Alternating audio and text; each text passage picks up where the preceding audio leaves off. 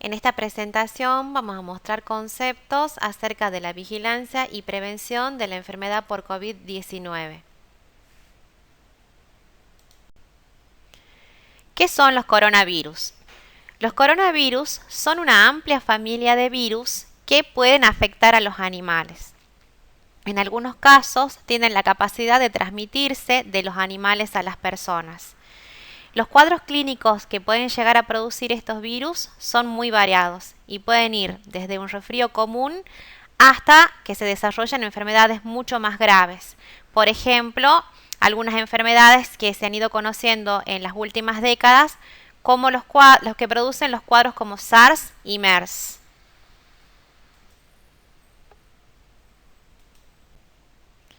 En cuanto a la enfermedad por COVID-19, corresponde a un nuevo tipo de coronavirus que puede afectar a las personas y fue detectado por primera vez en diciembre del 2019 en la ciudad de Wuhan, en la provincia de Hubei, en China.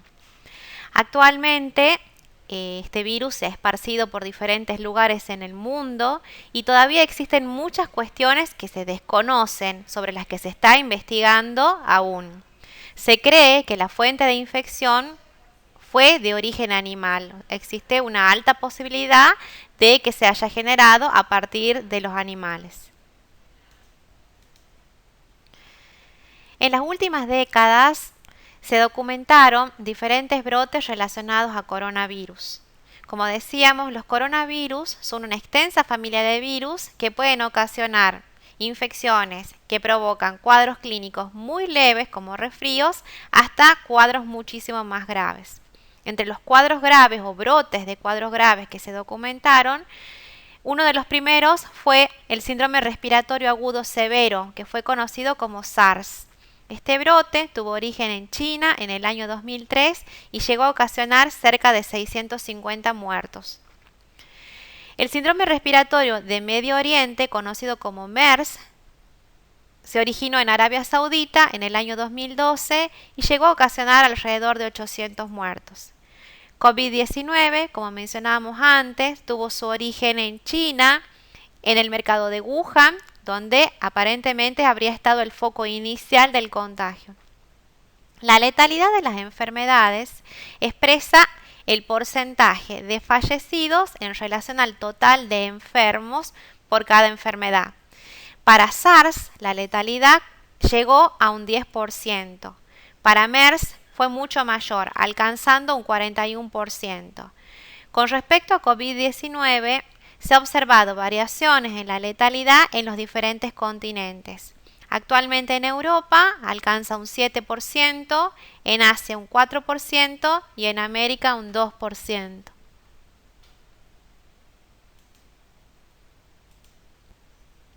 El índice R0 de las enfermedades contagiosas es un indicador que se utiliza para estimar el número de casos secundarios que una persona infectada puede generar en una población susceptible antes de que se recupere o muera. El R0 es muy diferente para diferentes enfermedades infectocontagiosas.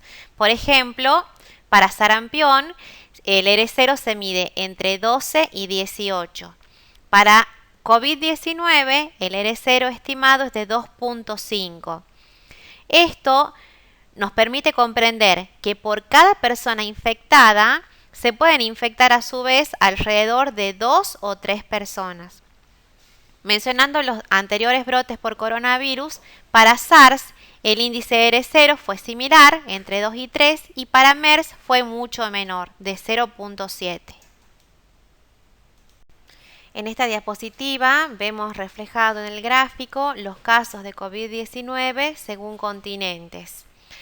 Podemos ver en la primera parte de la curva el desarrollo de la pandemia en países asiáticos. En estas barras grises principalmente está aportando el comportamiento de la pandemia en China.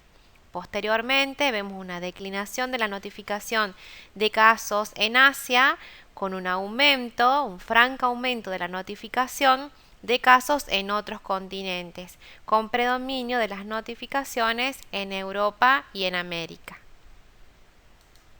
En esta diapositiva vemos representado en el mapa mundial la tasa de COVID-19 por 100.000 habitantes. Lo que podemos ver es en colores más oscuros aquellas áreas que se encuentran principalmente afectadas por la pandemia en este momento. En esta diapositiva se presenta la curva epidémica de casos confirmados de COVID-19 para Argentina. Podemos ver la notificación diaria, la evolución en el tiempo de la notificación diaria de casos confirmados en el total país. Existen diferentes etapas que debemos considerar en el desarrollo de una epidemia. Una primera fase llamada preepidémica, donde empiezan a detectarse nuevos casos, pero existe un predominio de casos importados sobre casos autóctonos. Los casos importados se refieren a aquellos en los que hubo antecedente de viaje a zonas con circulación de la enfermedad. En este periodo de tiempo es importante el diagnóstico a través del laboratorio. Una segunda etapa o fase 2 que se considera como fase epidémica, en el cual ya empezamos a observar un aumento en el número de casos que en algún punto hace un pico más brusco con respecto a los momentos anteriores y en el cual podemos decir que existe un predominio de casos autóctonos sobre casos importados. En este momento es muy importante considerar el cuadro clínico y los antecedentes más allá del diagnóstico por laboratorio. En la etapa posepidémica o fase 2 comienza la mitigación de la epidemia con un descenso en la notificación de casos, una disminución de casos autóctonos y en ese momento consideramos el cuadro clínico, los antecedentes y en algunos casos será necesario confirmar por laboratorio. En esta diapositiva se intenta representar cuáles son los objetivos de las medidas de mitigación en este contexto de pandemia, en un escenario de potencial transmisión comunitaria.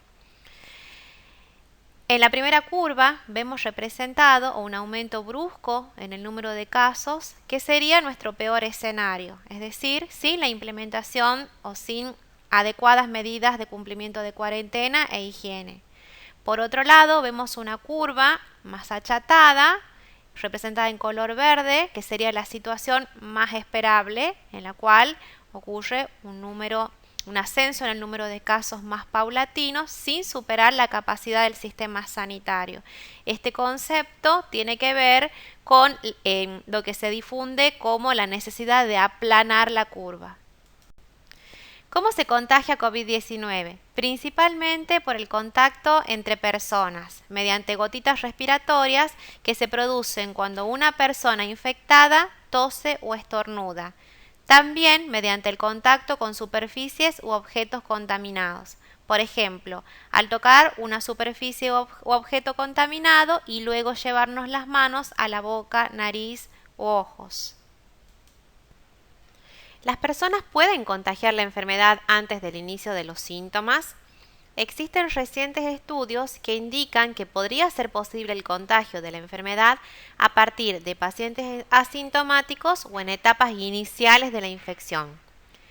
Es importante tener presente que existe permanente investigación y actualización acerca de los conocimientos sobre COVID-19 y su dinámica de transmisión a nivel mundial.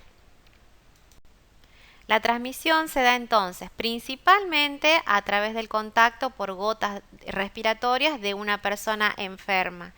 El periodo de incubación estimado puede ser entre 2 a 14 días, con un tiempo promedio de 5 días. El tiempo que una persona transmite la enfermedad aún no está bien definido. Debemos tener en cuenta que se trata de una enfermedad nueva sobre la que todavía se está investigando y todos los días conocemos nuevos hallazgos. ¿Qué síntomas ocasiona la enfermedad por COVID-19? Las enfermedades reportadas han variado de tener síntomas muy leves hasta cuadros muy graves. Los principales síntomas de esta enfermedad son fiebre, tos, congestión, dificultad para respirar y decaimiento. Se han reportado otros posibles síntomas relacionados a esta patología. Los síntomas de la enfermedad podrían aparecer en periodos muy breves como un día y llegar hasta 14 días después de la exposición. En cuanto a la definición de caso sospechoso, consideramos caso sospechoso a toda persona que presenta fiebre o antecedente de haber tenido fiebre y uno o más de los siguientes síntomas: tos seca, odinofagia o dificultad respiratoria, sin otra etiología que explique completamente la presentación clínica, y que en los últimos 14 días haya viajado al exterior o haya estado en zonas con transmisión local documentada de SARS-CoV-19, que sea contacto estrecho con casos confirmados o probables de COVID-19 y que no haya utilizado las medidas de protección adecuadas. Todo paciente con diagnóstico clínico y radiológico de neumonía grave sin otra etiología probada que explique el cuadro clínico. Todo personal de salud que presente fiebre y uno o más síntomas respiratorios, que haya tenido contacto estrecho y no haya utilizado las medidas de protección adecuadas.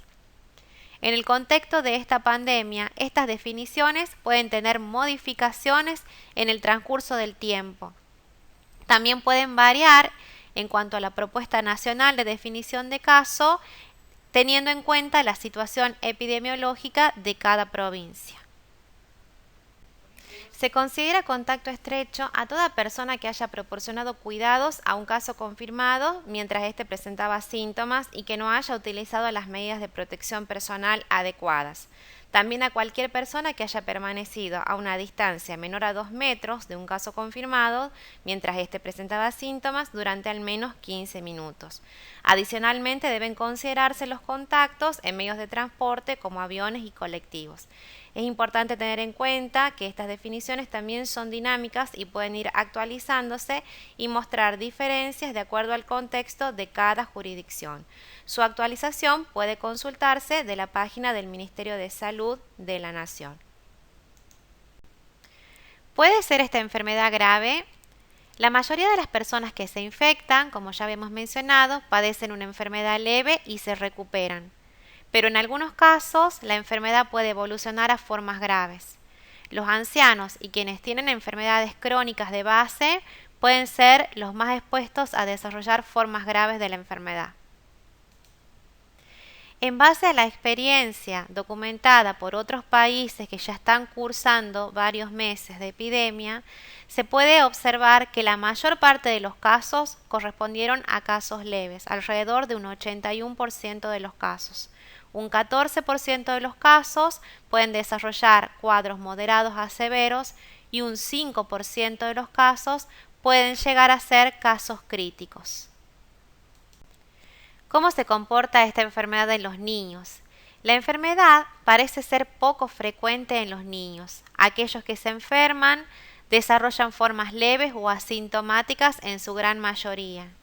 Pudo observarse que en China solo un 2% de los afectados fueron menores de 18 años y de estos solo un 3% tuvieron formas severas de la enfermedad. El diagnóstico de la enfermedad se realiza teniendo en cuenta diferentes aspectos. Aspectos epidemiológicos, antecedentes de viaje a zonas afectadas y teniendo en cuenta el contexto regional. Actualmente en Argentina existe circulación comunitaria en algunas provincias ya documentada, teniendo en cuenta además criterios clínicos, signos y síntomas compatibles con la enfermedad, principalmente, como se mencionaba antes, la presencia de fiebre y síntomas respiratorios, y en algunos casos será necesario una muestra respiratoria para hacer el diagnóstico etiológico a través del laboratorio. Es necesario tener en cuenta que en el contexto de un brote o una epidemia puede llegar a considerarse la presencia del cuadro clínico característico más el antecedente epidemiológico como criterios suficientes para realizar el diagnóstico de la enfermedad o considerar un caso sospechoso sin la necesidad de contar siempre con el diagnóstico por laboratorio. ¿Cómo se previene la enfermedad? Las medidas de prevención más importantes son mantener el distanciamiento social, la correcta y cuidadosa higiene de manos, limpieza y desinfección de superficies, mantener la ventilación de ambientes y las medidas de higiene respiratoria. ¿Es necesario usar barbijos? El uso de barbijos se recomienda siempre en personas que presentan síntomas de COVID-19 para ayudar a prevenir la propagación de la enfermedad a los demás, trabajadores de la salud y personas que cuidan enfermos en un entorno cerrado, en el ambiente doméstico o de atención médica. ¿Quiénes deben usar tapabocas en la comunidad? Principalmente quienes concurran a lugares públicos donde otras medidas de distanciamiento social sean difíciles de mantener. Los cobertores de tela no deben colocarse en niños menores de 2 años o en personas que tengan problemas para respirar o estén incapacitados para sacarse el cobertor sin ayuda. Dado que la disponibilidad de barbijos quirúrgicos es limitada, existen alternativas para generar herramientas de uso comunitario como tapabocas o cobertores de tela. ¿Qué tengo que tener en cuenta a la hora de confeccionar un cobertor para el rostro? Los cobertores de tela hechos en casa con materiales comunes son de bajo costo y se pueden usar como una medida de salud pública adicional a otras medidas como el distanciamiento social y la higiene. Es importante que se ajusten bien, pero cómodamente, sobre el puente de la nariz y el costado de la cara, que estén asegurados con lazos o elásticos a nivel de las orejas, que incluyan múltiples capas de tela, por lo menos 2, que permitan la respiración sin restricciones, se puedan lavar y secar de manera fácil. Es muy importante destacar que es necesario realizar un correcto uso del barbijo y otros cobertores faciales para evitar riesgo. Su uso no reemplaza a otras medidas de prevención como el distanciamiento, la higiene de manos y la higiene respiratoria. ¿Cuál es el tratamiento de COVID-19? Actualmente no existe un tratamiento específico. Las personas con COVID-19 deben recibir cuidados de apoyo para ayudar a aliviar los síntomas. En los casos graves, el tratamiento debe incluir atención médica para apoyar el funcionamiento de los órganos vitales. Los antibióticos no son eficaces en el tratamiento contra esta enfermedad. Es necesario tener en cuenta que existen en este momento investigaciones y se están probando diferentes tipos de tratamientos para abordar principalmente a aquellas personas que tienen formas graves de la enfermedad. ¿Qué debo hacer si presento síntomas de COVID-19? Es importante consultar sin demora a través de medios adecuados acorde a la situación epidemiológica que está constantemente en cambio. No debemos automedicarnos sin realizar una previa consulta médica y debemos seguir los pasos indicados por el médico y las autoridades de salud. Recomendaciones para la población. Es importante tener cuidado con respecto a la higiene respiratoria. Cubrir la nariz y la boca con un pañuelo o el pliegue del codo al toser o estornudar. También es importante desechar el pañuelo inmediatamente en la basura. Debemos tener un correcto lavado de las manos con frecuencia. Lo más recomendable es hacerlo con agua y jabón, especialmente después de toser, estornudar o tocar superficies que puedan estar contaminadas. También podemos hacer la higiene de manos utilizando soluciones de alcohol al 70%. También es importante mantener la distancia. Lo recomendable es tener una distancia mayor a 1 metro entre las personas. Por eso es muy importante cumplir con el aislamiento social obligatorio. La higiene de las superficies puede realizarse utilizando diluciones de lavandina al 1%. Es importante mantener ventilados los ambientes y el aislamiento respiratorio de pacientes y contactos estrechos. Es muy importante asegurarnos de que la información relativa a COVID-19 proceda de fuentes fiables. Por ejemplo, el Ministerio de Salud de la Nación, el Ministerio de Salud Pública de la provincia, profesionales médicos, sociedades científicas, la OMS u otras instituciones que puedan darnos recomendaciones seguras. Es muy importante no divulgar información que no podemos corroborar si es fidedigna.